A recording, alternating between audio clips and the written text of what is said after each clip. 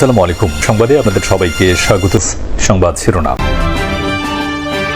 রাজশাহী বিশ্ববিদ্যালয়ের চতুর্থ দিনের মতো কমপ্লিট শাটডাউনে কর্মকর্তা কর্মচারী ও শিক্ষকদের একাংশ, প্রতিবাদে শিবিরের মানববন্ধন।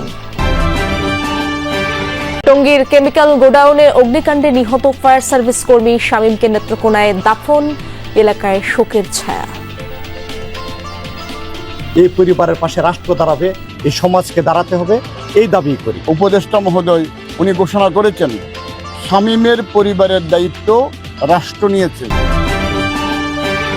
অপরিকল্পিত উন্নয়নে বৈশিষ্ট্য হারাচ্ছে চলন বিল, বিলুপ্তির পথে দেশীয় নানা প্রজাতির মাছ, নির্বিচারে জলজ প্রাণী আহরণে নষ্ট হচ্ছে জীববৈচিত্র্য। এটা পানি পরিষ্কার করে, আবার এটা শুকনো মৌসুমে এটা পচে গিয়ে আবার সার হিসেবে ব্যবহৃত হয়। শামুক এভাবে ধ্বংস হতে থাকলে দেখা যায় যে বাস্তুতন্ত্র নষ্ট হবে। শিক্ষক লাঞ্ছনাকারীদের শাস্তি ও প্রাতিষ্ঠানিক সুবিধা পুনর্বহালের দাবিতে রাজশাহী বিশ্ববিদ্যালয়ের চতুর্থ দিনের মতো কমপ্লিট শাটডাউন কর্মসূচি পালন করছেন কর্মকর্তা কর্মচারী ও শিক্ষকদের একাংশ। বন্ধ সব বিভাগের ক্লাস পরীক্ষা আর প্রশাসনিক কার্যক্রম। মঙ্গলবার বিশ্ববিদ্যালয় প্রশাসনের সাথে শিক্ষক কর্মকর্তাদের 2 দফা বৈঠক হলেও সমাধান আসেনি। শিক্ষক লাঞ্ছিতের ঘটনায় জড়িত শিক্ষার্থীদের ছাত্রত্ব বাতিল এবং ফৌজদারি আইনে বিচারের দাবি জানান আন্দোলনকারীরা। দাবি আদায় না হওয়া পর্যন্ত শাটডাউন কর্মসূচি চালিয়ে যাওয়ার ঘোষণা দিয়েছেন তারা। ছাত্র নামধারী সন্ত্রাসী যারা এই শিক্ষককে অ্যাসাল্ট করেছে, তাদের যদি কিছুটা বিচার আমরা অগ্রগতি দেখতে পারি, এটা শিথিল করে আমরা আমাদের কর্মে আমরা আবার ফিরে যাব।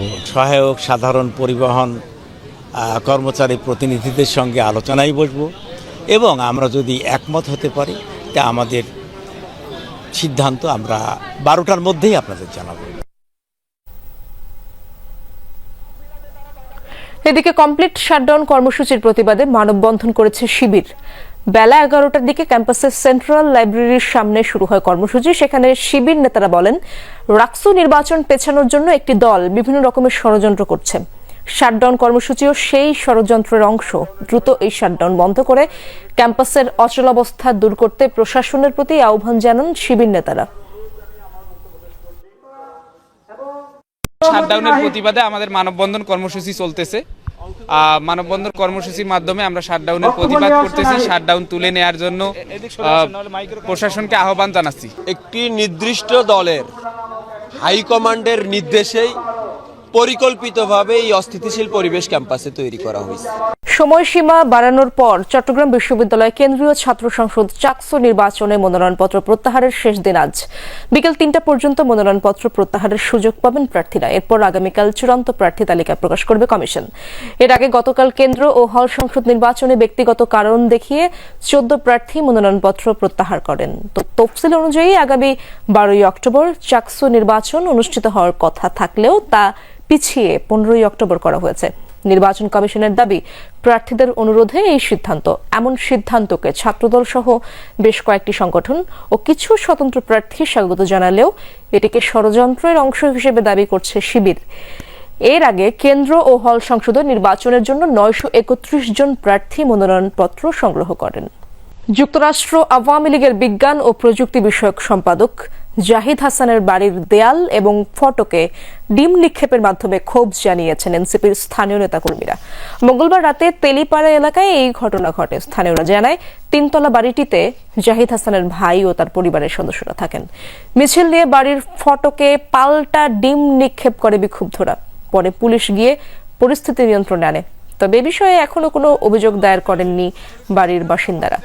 জাতিসংঘ সাধারণ পরিষদের 80তম অধিবেশনে যোগ দিতে প্রধান উপদেষ্টার সফর সঙ্গী হিসেবে নিউ ইয়র্কে গেলে জন এফ কেনেডি আন্তর্জাতিক বিমানবন্দরে এনসিপি সদস্য সচিব আক্তার হোসেনকে লক্ষ্য করে ডিম নিক্ষেপ করে আওয়ামী লীগের নেতাকর্মীরা। মূল অভিযুক্ত কার্যক্রম নিষিদ্ধ আওয়ামী লীগের নেতা জাহিদ হাসানের বিরুদ্ধে। কেমিক্যাল গোডাউনের আগুন নেভানোর সময় দগ্ধ হয়ে মৃত্যুবরণকারী ফায়ার ফাইটার শামীম আহমেদের জানাজা ও দাফন নেত্রকোনার কেন্দুয়ায় নিজ বাড়িতে সম্পন্ন হয়েছে। সকাল 11:15টায় উপজেলার বিজাহাটি এলাকায় সরকারি প্রাথমিক বিদ্যালয় মাঠে জানাজা হয়। অংশ নেন ফায়ার সার্ভিসের কর্মকর্তা সহ স্থানীয়রা। পরে পারিবারিক কবরস্থানে তার দাফন সম্পন্ন হয়। এর আগে রাত 1:45টার দিকে গ্রামের বাড়িতে পৌঁছায় মরদেহ। শামীমের বাড়িতে চলছে শোকের মাতম। ছেলের অসময়ে চলে যাওয়া মানতে পারছেন না বৃদ্ধ মা। বারবার মূর্ছা যাচ্ছেন তিনি। এলাকায় নেমে এসেছে শোকের ছায়া। সোমবার গাজীপুরের টঙ্গীতে একটি কেমিক্যাল গোডাউনে আগুন নেভাতে গিয়ে দগ্ধ হন fire fighter Shamim Ahmed.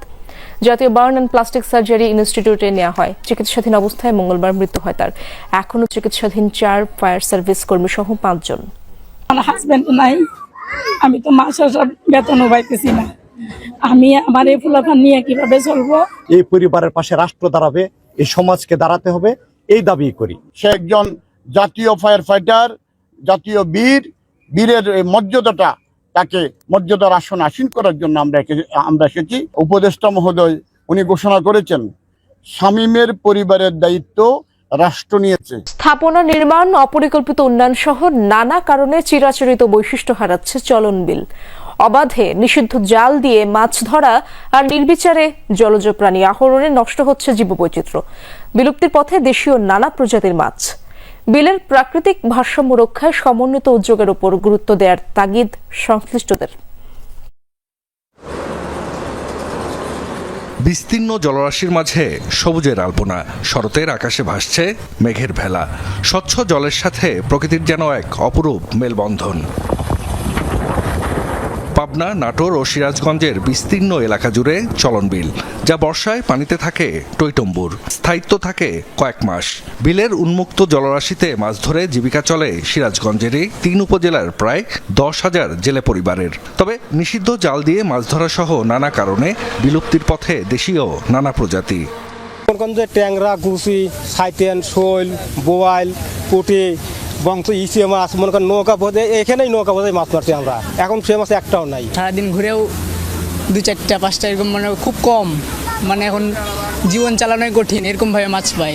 Ring জাল, তারপরে দোয়াজ, এইগুলো দিয়ে মাছ মারিয়ে সাফ করে হেলায়। প্রশাসনের জন্য কোনো কিছু কয় না। কাঙ্ক্ষিত মাছ না মেলায় পেশা বদলাচ্ছেন জেলেরা। অনেকেই নির্বিচারে শামুক, ঝিনুক, কাঁকড়া ধরে বিক্রি করছেন, যা ব্যবহার হচ্ছে মাছ ও হাঁসের খাবার হিসেবে। প্রতিদিন কয়েক টন শামুক সরবরাহ হচ্ছে বিভিন্ন জেলায়। এখন দেখা গেছে 1 নৌকা শামুক মারলে 3,000-4,000 টাকা পাওয়া যায়। এখন বিলে আর মাছ নাই, তাই বিধায় মানুষ শামুক মারে। মাছ শাক নাই, এই কারণে আমরা বাধ্যমূল্যকে শামুক মারা বেছে নিছি। সবাই জানেন যে এই যে ছোট ছোট নৌকালে আমরা সবাই সারা রাত শামুক মারি। নানা স্থাপনা নির্মাণ আর পলিজমে দিন দিন সংকুচিত হচ্ছে বিলের আকার, বাধাগ্রস্ত হচ্ছে পানি প্রবাহ। তার উপর নিষিদ্ধ জাল ব্যবহার করে মাছ ধরা ও নির্বিচারে জলজ প্রাণী আহরণে বিরূপ প্রভাব পড়ছে জীববৈচিত্র্যে। শামুক একদিকে যেমন এটা পানি পরিষ্কার করে, আবার এটা শুকনো মৌসুমে এটা পচে গিয়ে আবার সার হিসেবে ব্যবহৃত হয়, যার ফলে দেখা যায় যে মাটি ভালো থাকে, ফসল ভালো হয়। আর শামুক এভাবে ধ্বংস হতে থাকলে দেখা যায় যে বাস্তুতন্ত্র নষ্ট হবে। চলন বিলে মাছের অভয়াশ্রম গড়ে তোলা ও জীববৈচিত্র্য রক্ষায় সমন্বিত উদ্যোগ নেওয়া প্রয়োজন বলছেন জেলা মৎস্য কর্মকর্তা।